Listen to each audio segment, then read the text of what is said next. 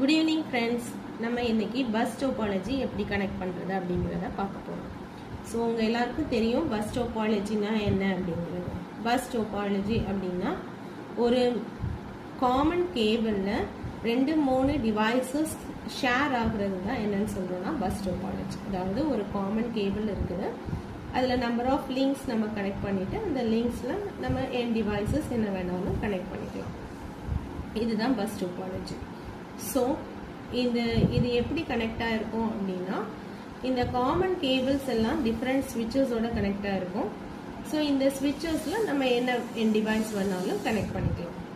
So அந்த connection எப்படி provide பண்ணுறது அப்படின்னா, ஃபர்ஸ்ட் நான் என்ன பண்ணுறேன் அப்படின்னா ஸ்விட்சஸ் கனெக்ட் பண்ணிக்கிறேன். ஸோ இங்கே நெட்வொர்க் டிவைசஸில் போய் நான் ஸ்விட்சஸ் எடுத்துக்கிறேன். ஸோ ஸ்விட்சஸ் எதை ஸ்விட்ச் யூஸ் பண்ண போகிறேன் அப்படின்னா 295024 அப்படி